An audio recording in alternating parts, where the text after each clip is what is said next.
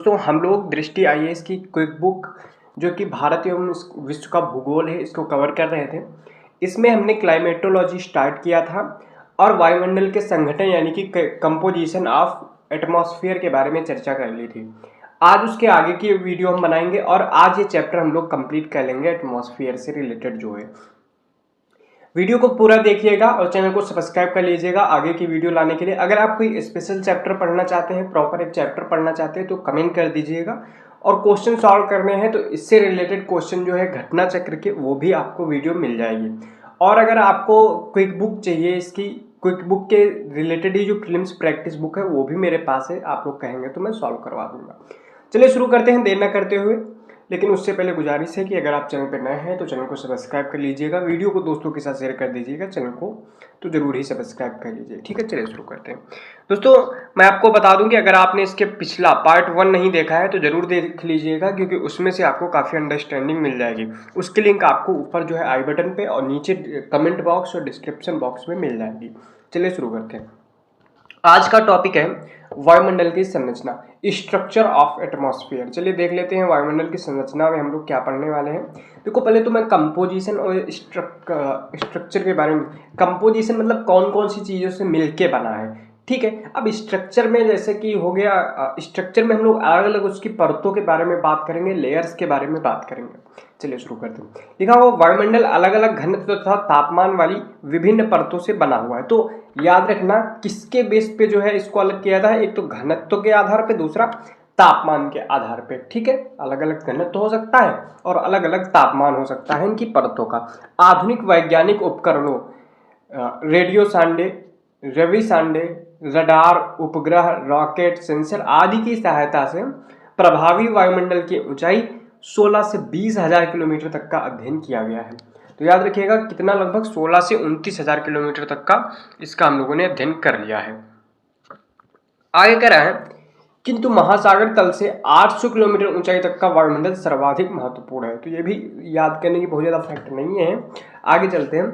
पृथ्वी की सतह के पास वायुमंडल का घनत्व तो अधिक होता है, ये याद रखना है। मैंने आपको पिछली वीडियो में बताया था कि जो एयर पार्टिकल्स हैं वो हमारे सरफेस के पास ज़्यादा होते हैं। क्यों होते हैं ये भी बताया था, आप उसको देख लीजिएगा।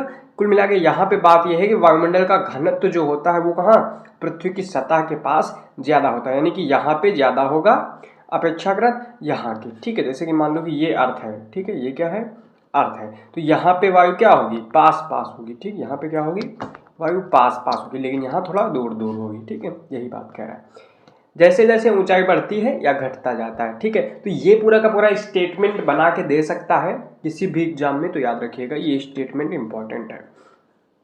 आगे कह रहा है वायुमंडल की धरातलीय संरचनाओं की विशेषताओं के आधार पर, वायुमंडल की परतीय संरचनाओं के आधार पर की विशेषताओं के आधार पर इसे दो भागों में वर्गीकृत किया गया। एक तो तापमान के बेस के आधार पर, दूसरा रासायनिक यानी केमिकल विशेष जो इसकी प्रॉपर्टीज हैं उसके बेस पे इसको दो भागों में बांट दिया गया है। अब देखो, एक तो ताप के बेस पे हम लोग देखेंगे कितने प्रकार की होती है, दूसरा रासायनिक विशेषता के आधार पे। सबसे पहले ताप के आधार पे, आपको इंपॉर्टेंट यही है। तो यहाँ पे देखिए तापीय विशेषता के आधार पर हम लोगों ने कई परतों में इसको बांटा, जैसे क्षोभ मंडल, समताप मंडल, मध्य मंडल, ताप मंडल।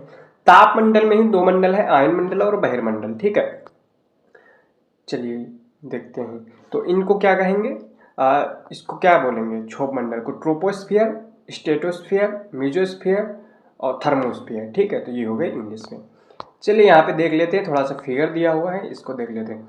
तो यहाँ पे देखेंगे ये हमारी अर्थ है, ये हमारी अर्थ है। सबसे पहले आता है क्षोभ मंडल, उसके ऊपर समताप मंडल, फिर मध्य मंडल, फिर ताप मंडल और बहिर्मंडल। ठीक है, समताप मंडल में ही आपको ओजोन मिल जाएगी, हमने बताया था पिछले वीडियो में, ओजोन मिल जाएगी।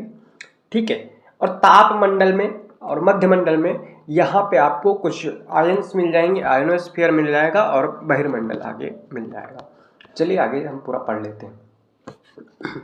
क्षोभ मंडल को हम लोग संवहन मंडल, परिवर्तन मंडल भी कहते हैं। ठीक है, अब समझो क्षोभ मंडल को संवहन मंडल क्यों कहते हैं। देखो ये हमारी अर्थ है, ठीक है, ये क्या है, अर्थ है। यहाँ से क्या होता है, अर्थ हमारी सन की लाइट से, जो कि शॉर्ट वेवलेंथ की लाइट आती है, उससे क्या होती है, गर्म होती है। इसके बाद यहाँ की पहले इसके साथ ही यहाँ की एयर गर्म होती है धीरे धीरे। तो ये क्या होता है, संवहन होता है, ऐसे ऐसे ये क्या होता है, संवहन होता है। ठीक है, एनर्जी जो है संवहन होके वायु का संवहन होता है, ऊपर उठती है। ठीक है, तो इस कारण इसको हम लोग क्या बोलेंगे, संवहन मंडल, परिवर्तन मंडल। क्योंकि आप लोग देखते हैं कि सारे का सारा जो यहाँ पे देखा जाए कि हम लोगों ने बात किया था पिछले वीडियो में कि जो हमारा जलवाष्प है वो बदलता रहता है, और वो कहाँ होता है, क्षोभ मंडल में ही। तो इसलिए इसको परिवर्तन मंडल भी कहते हैं। ठीक है, आगे अगर आप विक्षोभ मंडल, इसमें विक्षोभ यानी कि डिस्टर्बेंस भी बहुत ज़्यादा आते हैं। ठीक है, आगे देखिए, इस परत का ट्रोपोस्फीयर के रूप में नामकरण टिजरेंस डी बोर्ड ने किया था। ठीक है, तो पीसीएस के लिए थोड़ा देख लेना। आगे देखते हैं, औसत ऊंचाई जरूर याद रखना। इसकी औसत ऊंचाई जो है सतह से कितनी है, 13 किलोमीटर। कितनी है, 13 किलोमीटर। ध्रुवों पे निकट 8 किलोमीटर, विषुवत वृत्त पे 18 किलोमीटर। अगर बात किया जाए कि ये मान लिया जाए, अगर ये पोल है दो, ये नॉर्थ पोल है और ये क्या है, साउथ पोल है, ये क्या है, इक्वेटर है। ठीक है, तो सबसे ज़्यादा कहाँ होगी, इक्वेटर पे इसकी हाइट होगी, और नॉर्थ पोल और साउथ पोल पे थोड़ा सा कम होगी, कुछ ऐसी होती है। ठीक है, तो याद रखिएगा। तो अगर बात किया जाए कि इसकी औसत ऊंचाई देखा जाए तो 13 किलोमीटर होती है, और ध्रुवों के पास 8 किलोमीटर, विषुवत वृत्त के पास 18 किलोमीटर होती है। क्षोभ मंडल की मोटाई विषुवत वृत्त पर सबसे अधिक होती है, मैंने पहले बता दिया है, क्योंकि तेज वायु प्रवाह के कारण ताप अधिक ऊंचाई तक संवहन होता है। क्योंकि ये भी तो आप देखिए, सबसे ज्यादा लाइट कहाँ मिलती है, विषुवत वृत्त पे। ठीक है, विषुवत रेखा पे। इसीलिए यहाँ पे वायु जो है ज्यादा गर्म होती है और ज्यादा हल्की होती है, इस कारण ज्यादा ऊपर उठती है, तो इसकी ऊंचाई बढ़ जाती है। क्षोभ मंडल पारिस्थितिकी, मौसम एवं जलवायु की दृष्टि से सर्वाधिक महत्वपूर्ण है, क्योंकि मौसम संबंधी सभी घटनाएं यथा वाष्पीकरण, संघनन, घर्षण, कोहरा, बादल, ओस, पाला, हिमवर्षा, ओलावृष्टि, जलवर्षा, बादलों की गरज, तड़ित झंझा, चक्रवात इत्यादि सभी इसी में होते हैं। यानी कि जो भी हम लोग वेदर से रिलेटेड चीजें देखते हैं, वर्षा हो गई, बादल हो गए, ओस हो गए, पाला, हिमवर्षा, वर्षण, संघनन, वाष्पीकरण, ये सारी की सारी चीजें कहाँ होंगी, क्षोभ मंडल में होंगी। आपसे क्वेश्चन पूछा जाएगा कि निम्न में से कौन सी घटना क्षोभ मंडल में नहीं होती है, उसमें कोई एक और डाल दिया जाएगा और आप उसको सही करना है। ठीक है, आगे करें, वायुमंडल की समस्त गैसीय द्रव्यमान का लगभग 75% क्षोभ मंडल में ही केंद्रित है। यानी कि अगर पूरा एटमॉस्फेयर में कितनी गैस है, 100% गैस है, तो उसका 75% केवल किसमें है, क्षोभ मंडल में ही है ना।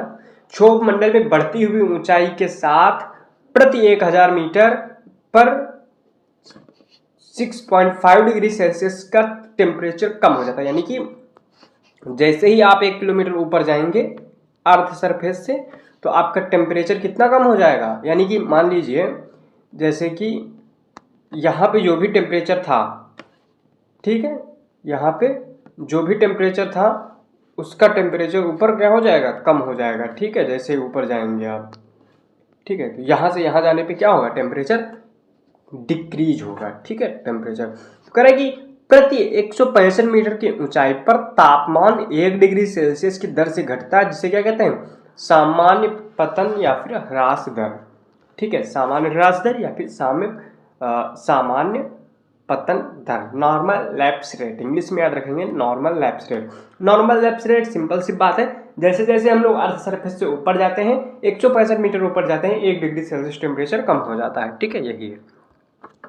आगे क्या है, ऊंचाई के साथ तापमान में यह कमी गैसों के घनत्व, क्योंकि देखो ऊपर घनत्व तो कम हो गया है, नीचे घनत्व ज्यादा था, मैंने बताया, ऊपर घनत्व तो कम है, तो एनर्जी जो है कम वहां पे अवशोषण हो रही है। ठीक है, वायुदाब, वहां पे प्रेशर भी कम होता है, और कणकीय पदार्थों की कमी के कारण होता है। ठीक है, क्षोभ मंडल को 2 मंडलों में विभाजित किया जाता है। यानी कि जो जो क्षोभ मंडल था, सबसे निचला मंडल था, इसको भी हमने क्या किया, 2 परतों में विभाजित कर दिया।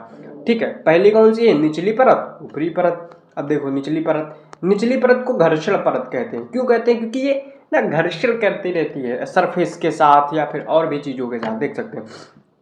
निचली परत को घर्षण परत कहते हैं, जिसकी ऊंचाई 1 से 3 किलोमीटर की होती है।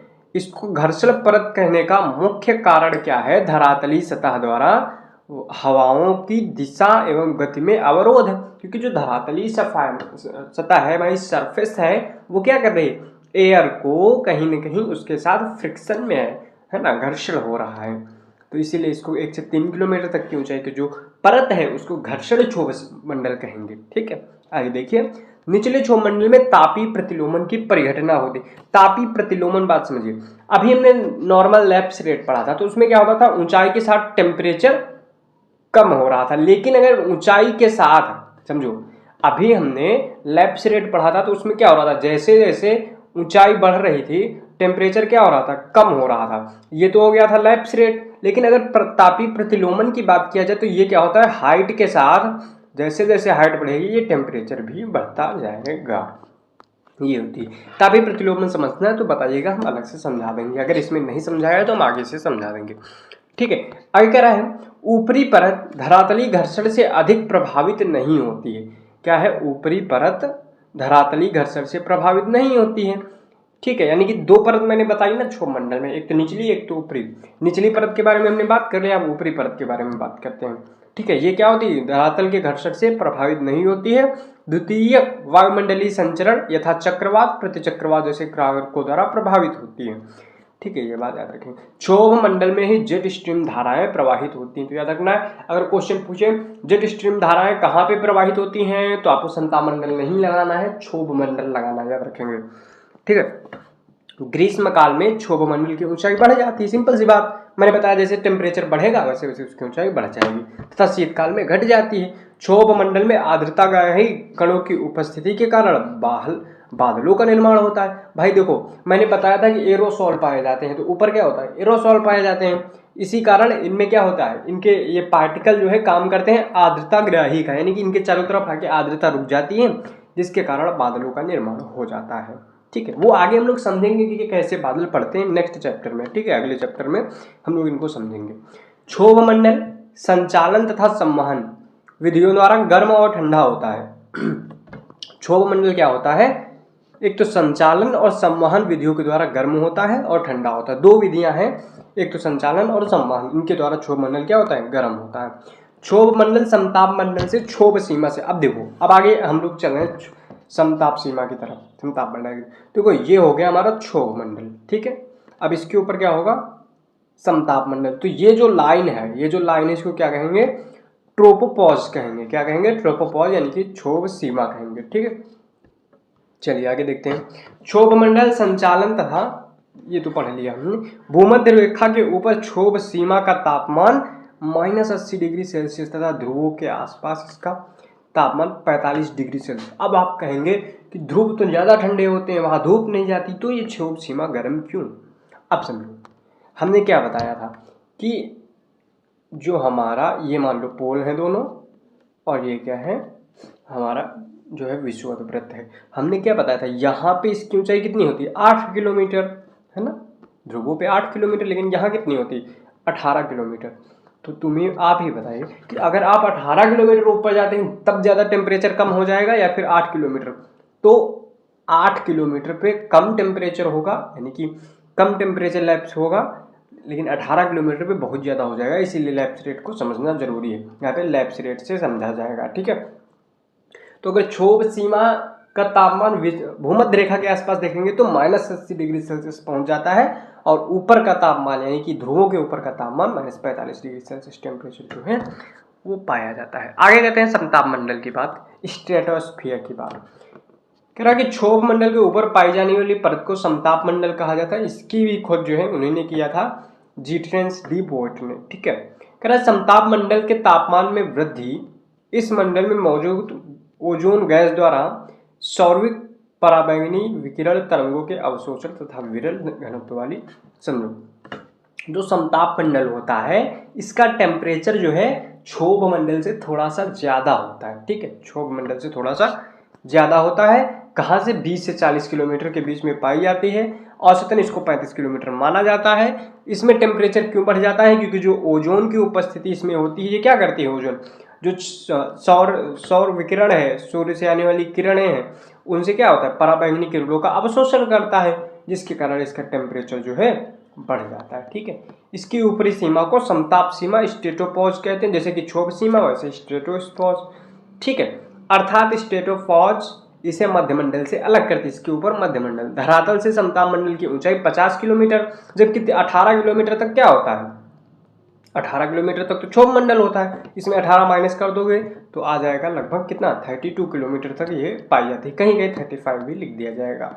इस मंडल में किसी भी प्रकार की मौसमी परिघटनाएं घटित नहीं होती। याद रखना, इसमें कोई भी मौसमी परिघटनाएं नहीं होंगी। यहाँ वायु क्षैतिज रूप से चलती है, ऐसे ऐसे वायु चलेगी। ठीक है, आगे कह रहा है, इन्हीं दशाओं के कारण वायुयान उड़ानों के लिए समताप मंडल का की निचली परत या फिर निचली सीमा आदर्श मानी जाती है। तो वायुयान कहाँ उड़ेंगे, समताप मंडल में उड़ेंगे, ये बात याद रखनी है। कभी कभी प्रबल संवहन धाराएं क्षोभ सीमा को तोड़कर इस स्तर की थोड़ी जलवाष्प ला देती हैं। कभी कभी क्या होता है, जो संवहन धाराएं थी जो धरती से निकल रही थी, ठीक है, या फिर नीचे वायु गर्म होकर ऊपर उठ रही थी, वो क्या होता है, क्षोभ मंडल की सीमा को तोड़ के ऊपर आ जाती हैं। यही कारण है कि कभी कभी कुछ विशेष प्रकार के बर्फ से निर्मित बादल समताप मंडल में दिखाई पड़ते हैं, जिन्हें क्या कहेंगे, सीरस बादल या फिर मदर ऑफ पल्स क्लाउड या फिर नैक्रियस क्लाउड। तो अगर क्वेश्चन पूछेगा सीरस बादल, मदर ऑफ पल्स क्लाउड या फिर नैक्रियस क्लाउड कहाँ पाए जाते हैं, तो आपका ऑप्शन केवल और केवल क्या होगा, स्ट्रेटोस्फीयर यानी कि समताप मंडल आपका आंसर हो जाना चाहिए। ठीक है, तो इस तरह से आपको क्वेश्चन बनाते हुए भी पढ़ना है। अगर आपको इसकी पीडीएफ चाहिए तो बता दीजिएगा, मैं प्रोवाइड करवा दूंगा जितना पॉसिबल हो सकेगा। ठीक है, और चैनल को सब्सक्राइब कर लीजिएगा। आगे का जो चैप्टर पढ़ना हो वो भी कमेंट कर दीजिएगा। फिलहाल हम तो कंटिन्यू करते रहेंगे। ठीक है, समताप मंडल में अत्यधिक ओजोन गैस वाली निचली परत को ओजोन मंडल की संज्ञा दी जाती है। क्या कह रहा है, समताप मंडल में अत्यधिक ओजोन गैस वाली निचली परत, यानी कि आपको याद रखना है, अगर क्वेश्चन पूछे एक एक शब्द पे ध्यान देना है। अत्यधिक ओजोन गैस वाली निचली परत को ओजोन मंडल कहेंगे।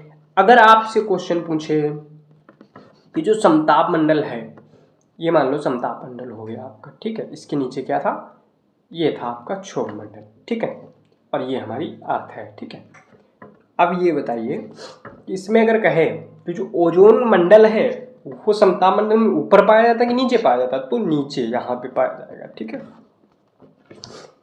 की संज्ञा दी जाती है, जो 15 से 35 किलोमीटर की तक विस्तृत होता है। ठीक है, ये बात याद रखिए। आगे हो गया, ये आगे है मध्यमंडल की बात, तो मध्यमंडल समझ लेते हैं।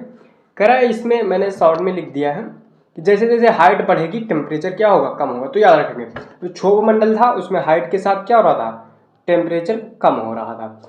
स्ट्रेटोस्फीयर था, उसमें हाइट के साथ क्या हो रहा था, टेम्परेचर बढ़ रहा था। अब मध्यमंडल में क्या होगा, हाइट बढ़ेगी टेम्परेचर कम होगा। ठीक है ना, ये पैटर्न है इसका। कह रहे हैं, मध्यमंडल का विस्तार सागर तल से 50 से 80 किलोमीटर की ऊंचाई तक समताप मंडल के ठीक ऊपर होता है। ठीक है, तो याद रखेंगे 50 से 80 किलोमीटर के बीच। ठीक है, इस संस्तर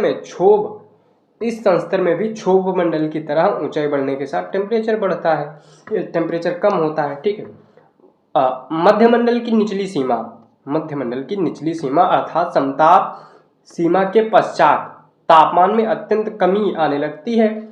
मध्यमंडल की ऊपरी सीमा अर्थात 80 किलोमीटर की ऊंचाई पर क्या होता है, तापमान -100 डिग्री सेल्सियस पहुंच जाता है। तो मध्यमंडल की जो लगभग 100, अगर हम 80 किलोमीटर के आसपास पहुंच जाएंगे तो टेम्परेचर कितना पहुंच जाएगा, -100 डिग्री सेल्सियस। ठीक है, न्यूनतम तापमान की सीमा को क्या कहते हैं, मेसोपॉज कहेंगे। क्या कहेंगे, मेसोपॉज कहेंगे। ठीक है, जो आयन मंडल को मध्यमंडल से अलग करती है।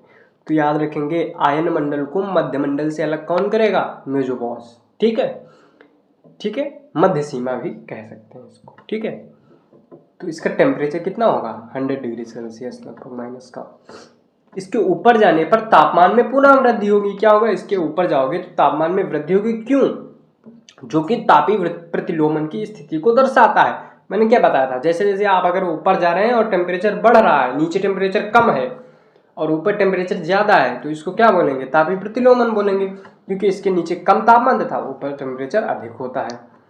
ठीक है, इस मंडल में गर्मियों के दिनों में ध्रुवों के ऊपर नॉक्टिल्यूसेंट बादलों अथवा निशादीप्ति बादलों का निर्माण। तो क्वेश्चन यहाँ से पूछा जाता है, नॉक्टिल्यूसेंट बादल या फिर निशादीप्त, रात में बनने वाले बादल, रात में जो दीप्त हों जले उसको हम क्या बोलेंगे, कहाँ बनेंगे, तो ये बनेंगे मेजोस्फीयर में। ठीक है, कहाँ बनेंगे, मेजोस्फीयर में। अगर और भी स्पेसिफिक पूछे तो आपको क्या बोलना है, आयनमंडल में। ठीक है, आगे देखते हैं। इन बादलों का निर्माण उल्का पिंडों के धूल कणों तथा संवहनीय प्रक्रिया द्वारा ऊपर लाई गई आर्द्रता के सहयोग के संघनन के द्वारा होता है।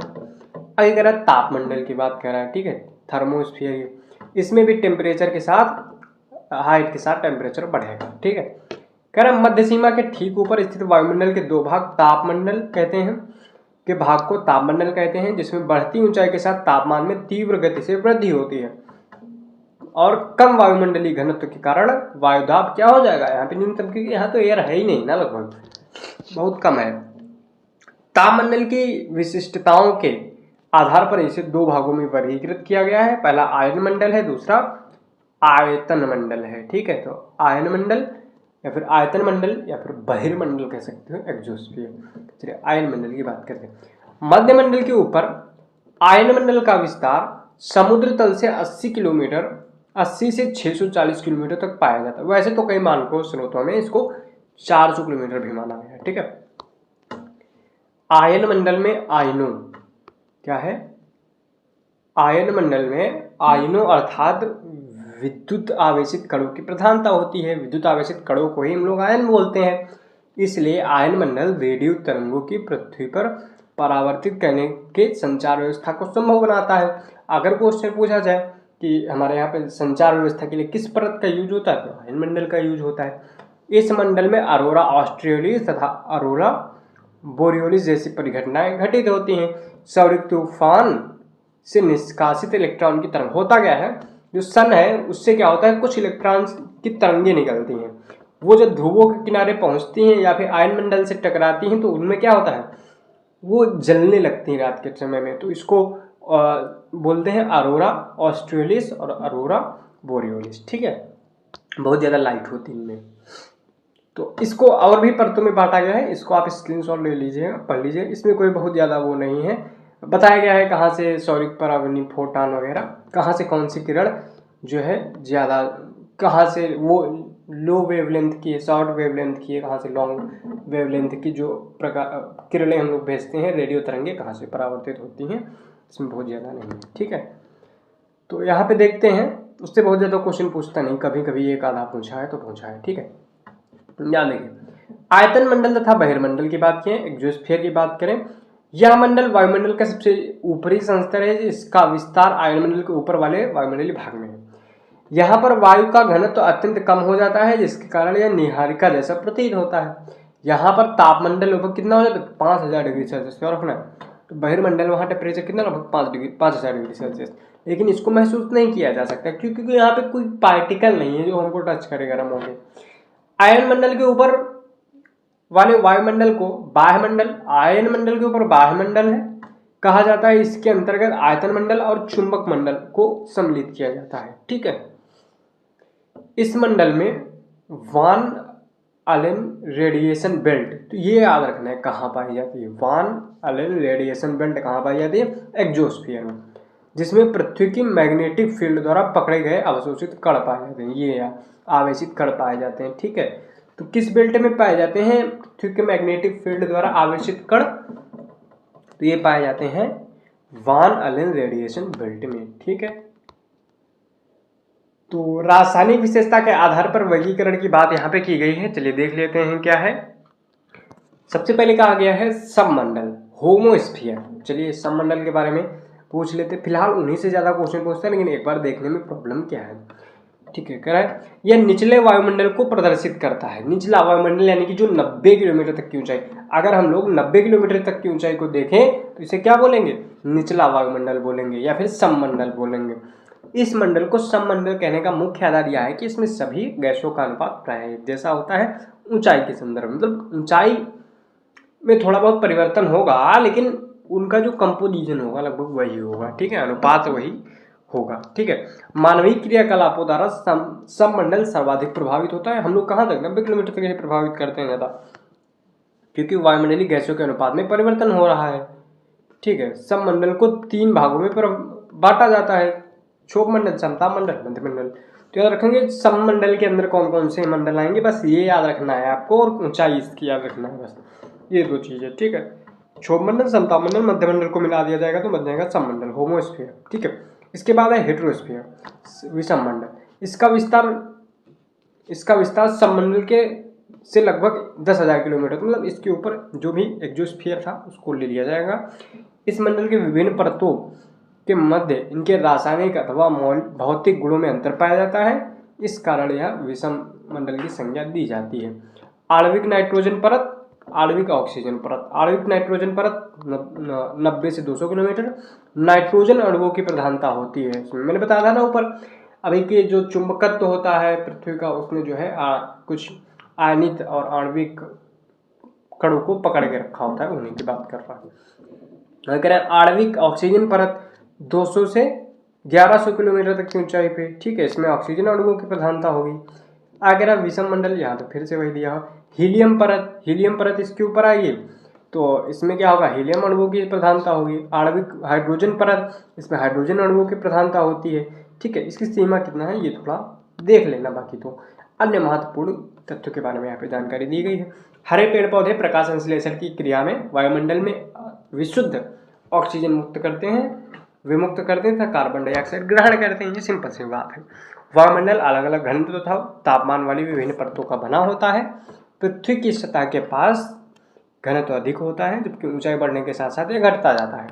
समताप मंडल के निचले भाग में सभी ऊंचाइयों पर तापमान समान रहता है और उसमें सभी किसी प्रकार का कोई परिवर्तन नहीं होता है, मतलब समझिए टेम्परेचर उसमें चेंज नहीं होता है। ठीक है, समताप मंडल में कि आज 25 डिग्री सेल्सियस है, कल 21 डिग्री, इस तरह से चेंज नहीं होता, जो है वो रहेगा।